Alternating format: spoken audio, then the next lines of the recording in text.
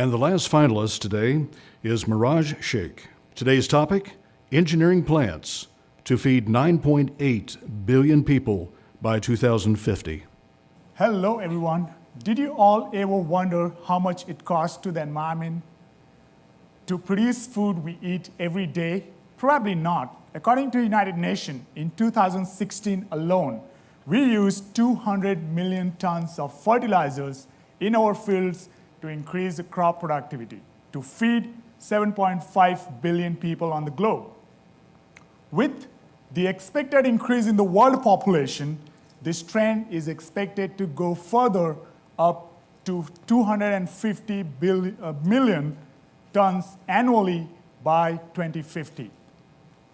With these enormous amounts of fertilizers, getting into our fields has its own problems. First, the surface leaching out of these nutrients to the nearest water bodies causes huge-scale water pollution, such as algal bloom in the water bodies, leading to serious environmental and health hazards, in turn causing billions of dollars of economic losses annually.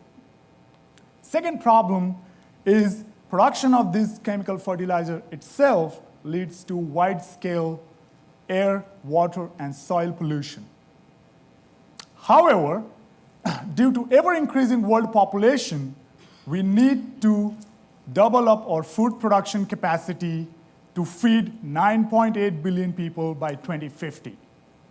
The conventional wisdom to increase the crop productivity is to either increase the agricultural land for cultivation, which is expected to shrink due to impact of urbanization and industrialization, or use more and more chemical fertilizers to meet the food demand, which is non-sustainable in the nature. Now, so new thinking is need of the hour.